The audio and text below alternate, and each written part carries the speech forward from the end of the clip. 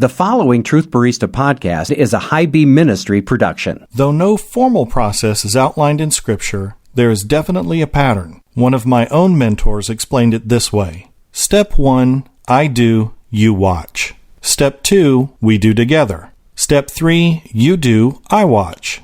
And finally, Step 4, you disciple others.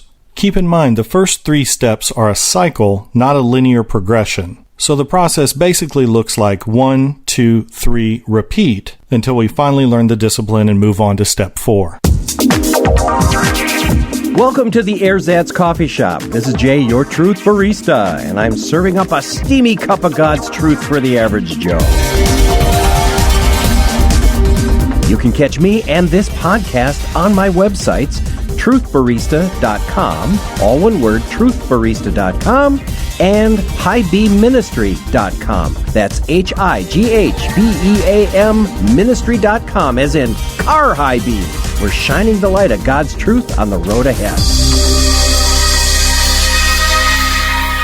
Truth Barista, last week we talked about hell, and it's a topic a lot of people avoid. They really do, because they don't want to really be challenged with it. So I'm so thankful that you talked about it. And now this week, you're going to talk about a theme that a lot of people, especially in the church, have shied away from. Why? Because it creates tension. Oh, yes, big tension. You know why? Because people want to do what people want to do. And when you start stepping on people's wanna-dos, you start causing problems. And that's the whole issue. This is why people have an issue with God, because ever since the fall, people have the wanna-dos. I want to do this and I want to do that. And God says, well, not according to my laws. You do that and you're going to run into trouble. In fact, you go back to the original, the first rebellion on there, and God says, you can't eat of this tree. In other words, you can't make a moral choice based on your own standards. That's up to me. So in other words, regardless of what you want to do, this is the line. And Adam and Eve said, nope, we want to do. And God says, your choice. And so they exercised free will, and they started on down the road. And here we are today. Here we are. Well, last week you talked about Governor Cuomo saying that it's okay to kill a baby outside of the womb by not giving it nourishment. That is taken right out of the page book of Nazism, really, in my opinion only. It's just so barbaric, it's unbelievable. This week, our governor in Minnesota signed into executive order the fact that it is illegal to do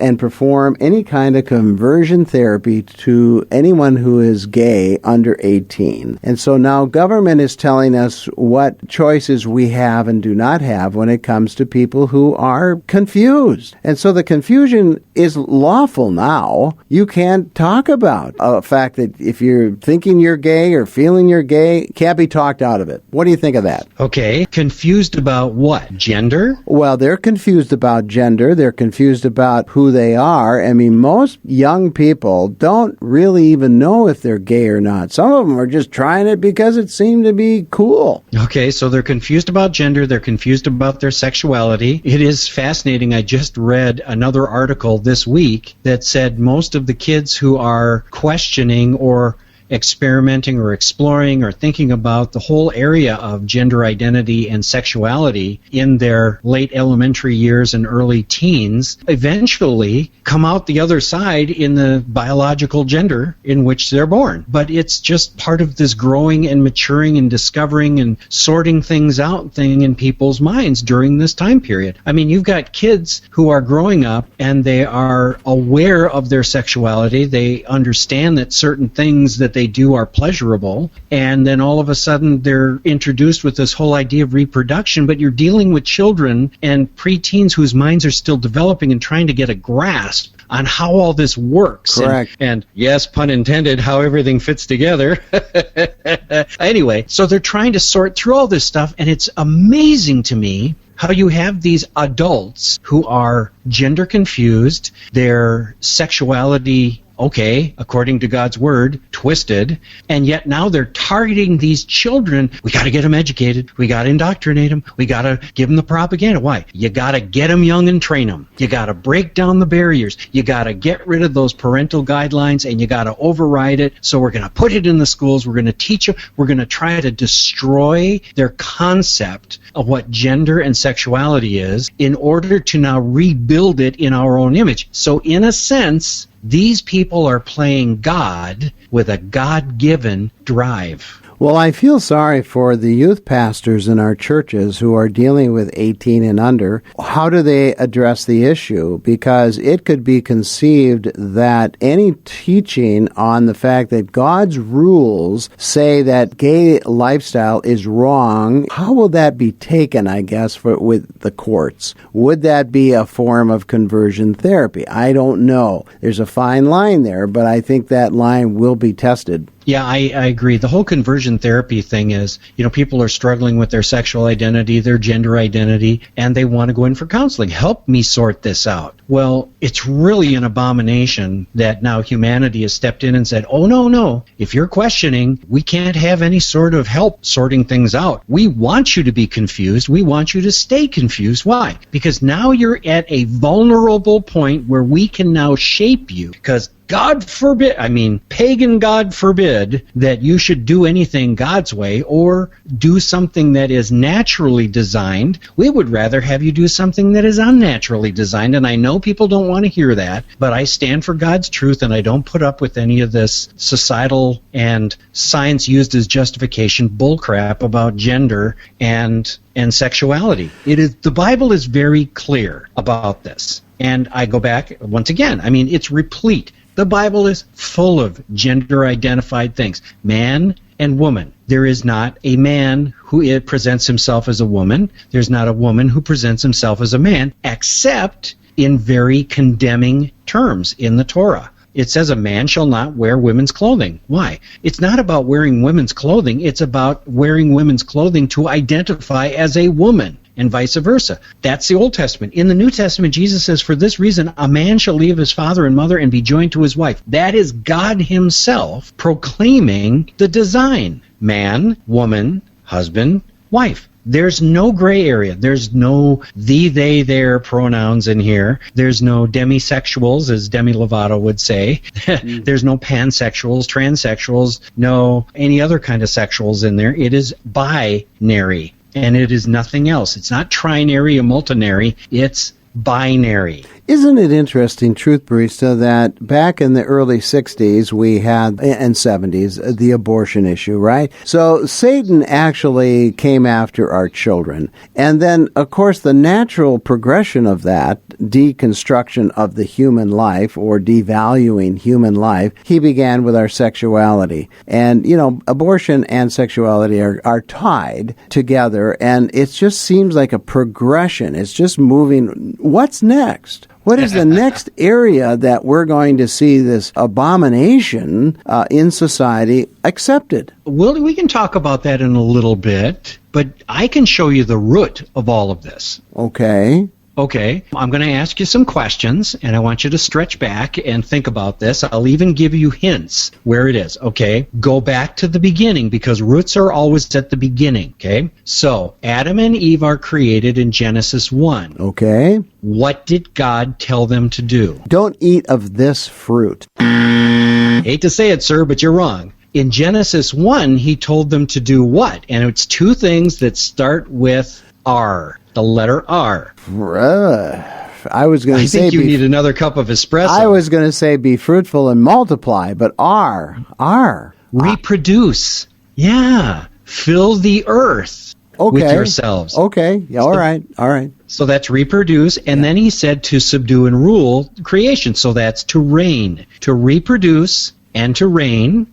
And in chapter 2, when Adam has just been formed, God says, don't eat of the fruit of the tree of knowledge of good and evil. In other words, that means to do things my way. God sets the moral standard. He sets the guidelines alone. Mankind is not allowed to set their own guidelines, especially when they clash with God's, okay, or violate God's. Isn't it fascinating that in our day you have the violation of God's laws dealing with sexuality, which is the first thing that God gave humanity as a gift. Fill the earth, Very reproduce. Good thought. Okay. So the whole perversion of sexuality into transgenderism, homosexual lesbian relationships, same-sex marriage, polyamory, sex with multiple partners, multiple marriage partners, all of this falls under the umbrella of reproduce. If you violate God's law, it's going to start violating the fundamentals, reproduction. So now, with humanity calling its own shots, they can say, male and female? Oh, forget that. I can have any combination in any way across any gender that I want. I will determine what my pronoun is. I will determine what my gender is. I will determine. And it's based on feelings and conditioning and experiences, perversion shaped by experience, all of these things. Manipulation is another word that you could throw in there as well. I never really gave it a lot of thought that way, Truth Barista, but same sexes, coming together in a marriage, as a gay marriage proposes, you can't reproduce with that. To me, that just says, again, it is a violation of fill the earth, reproduce, be fruitful and multiply. That is a valid point, and that is so good. And to be fair, if I can butt in, and to be fair, there are people that say, well, what about infertile couples? Are they violating God's law? It's like, no, because they have the potential, they have the equipment to do so. If they can't, there's all sorts of things that can't be done in this fallen world because it's fallen. It is not a perfect world. So they can come up with, well, what about reproducing via adoption or in vitro fertilization? Oh yeah, we're all slick on the science thing, but still it does not negate that you need an egg and a sperm, which is biological female and male, to create another human being. All of this other stuff is simply dancing around and trying to circumvent and obfuscate the truth. It is a male and a female that create the babies. Well, the babies. It's so good that you brought this out, Truth Barista, because fruitful and multiply. Who would have thought that would have been such a great argument against some of the sexual revolution that we're experiencing today? But there's another point that I want to make, and that is still being fruitful and multiply. I think we have to be fruitful and multiply our cups of coffee. Wow, that was really a stretch, dude. Truth Barista, this particular podcast has so much good value to it. In fact, I was talking to somebody the other day and they said this, you deal with topics I don't hear in church. What do you think of that? I think that's great, and that's exactly what we do. Why? Well, in some churches, pastors have a lot of responsibility, a lot of people to answer to. They've got a lot of things to do, and there are some biblical truths that go unaddressed for various reasons. And what we like to do is we like to fill in the gap. We're here to add value to come alongside pastors and address maybe some hot topics that they can't or won't address. We want to hit those hot topics head on because the body needs to hear the whole truth and nothing but the truth. And that's what they will hear when they tune in, because after all, you are the Truth Barista. You come up with the best topics and the best solutions to the things that people are really struggling with in society, in their minds or in their practice. We don't proclaim to know the whole truth here, but we do know the truth, and we just discuss and we ruminate and we mull over all these topics to give people something to think about, but we always try to keep it thoroughly grounded on God's truth. So if you're listening to the Truth Barista podcast, this can be great for just you or small groups, home groups when you're out on a walk or when you're biking. Could even be used as a pulpit filler, who knows? But we're here to teach on various topics, and we don't shy away from any of them. So you can take the Truth Barista podcast and you can share it with your friends, and the whole podcast really is designed and produced by High Beam Ministry. And what is High Beam Ministry? Well, High Beam Ministry is about shining the light of God's truth on the road ahead. We need God's truth to guide us through life and through a variety of media, the Truth Barista podcast, the Frothy Thoughts blog, video classes, online teachings. We bring it all. And the web address is highbeamministry.com, highbeamministry.com. truthministry.com. Okay, while you were gone, I was thinking about some other stuff. So the statement that we originally were looking at is there's nothing wrong with homosexual and lesbian marriage. Well, Jesus affirms that there is no such thing as lesbian and homosexual, lesbian and gay marriage. There's just marriage between a man and a woman. But then I want to get back to this is, what do you mean wrong? There's nothing wrong. Define wrong. Who's saying what is right or wrong here? If you say there is nothing wrong with gay or lesbian marriage, you are flying directly in the face of God, who says it's wrong. The Torah is very, very clear. It's wrong. Jesus said it's wrong. He implied it's wrong by what? By directly saying what is right. And the thing is most of society, human society, despite aberrations along the way, historically, most of society has agreed with this. Acceptance of homosexuality as normative has only been a relatively recent development. I mean, I remember my mom. Oh my gosh, it was so funny. When we were in the early 70s, okay, I was a teenager back then, which now gives you an idea that I'm old, but I'm not old. Okay. She referenced a cousin of ours, a grown man cousin, and in the course of the conversation, she said, I said, why isn't he married or whatever, and she kind of tapped her little finger to the tip of her tongue, and then she smoothed her right eyebrow, and she said, he's a little, and she smoothed her eyebrow. I only learned later that at that time that was a kind of a gesture denoting that somebody was gay. Okay, back then, gay was not something you paraded in the streets. You didn't have a whole month devoted to gay. You didn't have all of these special gay days and flags and all this. What we're experiencing today is this generation's normative of something which a generation ago was forbidden and not talked about. If somebody was gay, it was accepted as an aberration. However, we have successfully used science and psychology in a bad way as a justification to make it normative, in direct opposition to what God says is the truth. Homosexuality is disorder from God's order. Oh, I love that. And when you said that God said that it was wrong, then how can a case be made that I was born this way, that God made me this way? He doesn't conflict himself in truth. Truth is truth. How would you respond to that? I am born this way.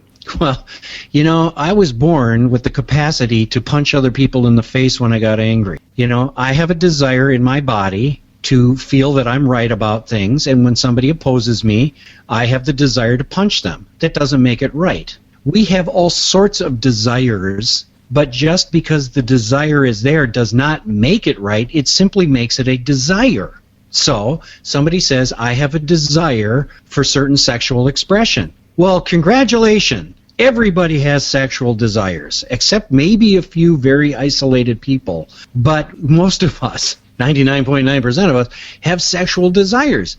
God doesn't care about your desire. He cares about you channeling it in the way that he wants you to. Just because you have the desire to punch somebody in the face doesn't make it right. Just because you're a man who wants to have sex with another man doesn't make it right. Desires don't set the standard. What God determines is right or wrong sets the standard. And once again, that goes back to the first sin when Satan said, did God really say? And that's what it is. Did God really say that homosexual or lesbian sex is wrong? Well, yeah, he did.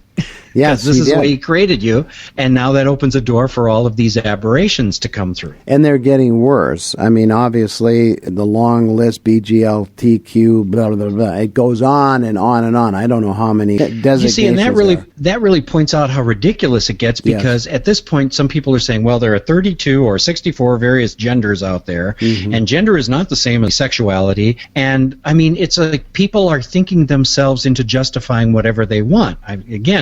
I'm going to justify my desire. That's it. In fact, I think one of the Christian songwriters back in the 70s said that we are having parades to justify our sin. Right. And it's like, okay, I can't say it any clearer than that. Boy, that's good. Years ago, I came to the revelation that the homosexual spirit is not a passive one. Sodom and Gomorrah is a story way back when that the gay homosexual community back then demanded coming to Lot's door and demanding sex with the visitors, which happened to be angels, but they demanded to have sex with them. That's the spirit behind homosexuality. That's why we're seeing the gay prides and the push so hard to get it accepted, because it's very, very militant. What do you say to that? Well, I would back up a little bit from that, because I know, having been involved in theater, a significant part of my life, I've known a lot of gay men and lesbian women, and no, they're not that way. They're not violent. They're not pushy. But what I have discovered in God's truth is God says not only do these people sin, and he's talking about sinners in general, he says they want you to join them in it. Why? Because then if you, as a God-fearer, joins them in their sin, it says, oh, then it must be all right because everybody's doing it, or they approve of what I'm doing, and therefore it must be okay. So when people are doing gay pride parades, they're basically not only proclaiming it, they're trying to normalize it in order to assuage their justification of it and to make it acceptable. That's been the whole thing, is we went from recognizing it to tolerating it to accepting it to celebrating it. That's the progression. And if people don't follow the progression, some do get militant. You will recognize, you will accept, you will tolerate, and now you will celebrate. And the next thing is, let's get it into the schools so that we can prime the pump, so to speak, of the next generation embracing, celebrating, and going whole hog into the whole thing. Well, that is my point of the militancy of where it's going. And yes, there are individuals that aren't militant at all who are gay. But I think the overarching spirit, which is driven by none other than our enemy, the counterfeiter, he is counterfeiting sexuality in a way that is unhealthy and anti-God. And it is a militant. Right. It just seems like so many people are fearful today of even addressing the homosexual issue in church. More and more pastors are not addressing it because of the pushback that they would get. That's why I say it's militant. I think, and if you'll pardon me saying this, I think many pastors today need to grow a pair and stand on God's truth. They just need to say it. And they said, regardless of what society says or whatever you justify, even if, by science or psychology, because let's face it, science and psychology are man-made constructs. Although science does seek to find objective truth, you can't get any more objective than God's truth. And even science is finding now in their exploration of the universe and subatomic particles and things, truly, it is amazing. God holds these things together. He has designed all this remarkably well. And that gets to the transgender issue. Because, and you know something, we should really talk to Luca Grappoli again, who talks about, because she was transgender for many, many years. She came to the Lord, saw the truth, and now she's reverted back. Thankfully, she didn't go under the knife, but she has turned her life around. She's an amazing spokesperson for it. She was just in here the other day, by the way, Truth Barista, and she told me there had been an incident, some sort of a, sexual encounter as a young child. She was abused, in other words. And she felt as long as she put her brother's clothes on and made her look like a male, she felt safe. Isn't that interesting? So out of abuse, she found a way to kind of shield herself from those feelings of that abuse by actually looking like a man. That was the beginning, and of course other things happened. But you're right, we should do that. Yep, and I have also talked with my, homosexual, my gay and lesbian friends, and have found out that many of their experiences, their early sexual experiences, were abuse situations by a member of the same sex. So on one hand, it is a protection, and on the other hand, it is a protection by going along with it. And thirdly, it is so this is what I'm built for, and it becomes a part of their psyche. It becomes a response. So I responded physically this way, so therefore that must be the way I was designed to respond. I can give multiple stories about that. But then again, God doesn't care about your desires. He cares about us living His truth. And that's the important part. So when we were talking about transgender stuff, and I can see the crowds beginning to gather out there, so we're going to have to wrap this up. But here's the phrase, transgenderism's fine, people choose their gender. Well, Matthew 19:4, Jesus said, he who made them at the beginning made them male and female. He didn't say male and female and pansexual and transsexual and variety of different pronouns, etc. It was male or female. God gets the first and only choice. What's plaguing our society today is not a question over biology. It's how one regards themselves in their mind. So it is not a biological issue. Transgenderism is a mental health issue. To observe the fact of one's own biology, this is the equipment God gave me, and yet disregard physical reality to embrace a mental alternative reality is a mental health issue. We define people with mental issues as those who observe objective reality yet reject it for a perceived or a created reality. And we treat them for it. And yet here we have mentally ill people who have this mental construct of what biology, sexuality, and gender is, and we're actually encouraging it. And then you have the governor of Minnesota who says, oh, we don't want to really help people here. We want to encourage gender insanity. That's what it's all about. We need to protect it. Truth Barista, you've unpacked the truth today, but what do we do with it now? I mean, you've given us facts, you've given us scripture, you've given us stories and anecdotes and all of that. So now what? What do we do? Well, what we need to do is we need to be informed on these issues. First of all, we need to really put together a variety of resources for people who come into the Ersatz coffee shop and talk to you and I and others who are listening in the booth next door here is, who do I send somebody to? Who can talk to them about this? Are there pastors or Christian leaders or teachers or Christian psychologists who can help people work their way through these various issues?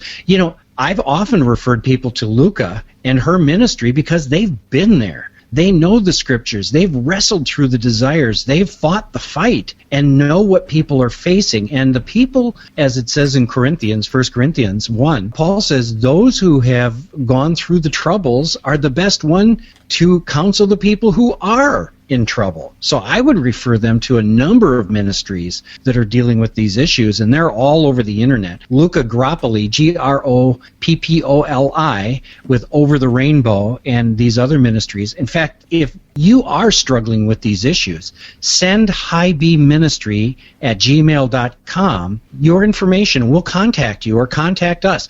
Again, that's highbeamministry, HIGHBEAM, as in car high beams, highbeamministry@gmail.com, and we will put you in touch with people who will help you through these issues, whether it's homosexuality or transgenderism or struggling with the whole idea of sexuality, because we want to see you become healthy, we want to see you live by God's truth, and we want to see Him bring peace into your life. Truth Barista, I can't say enough. You have, again, talked to us about the truth of God's Word and how it's applied in everyday life. Thank you.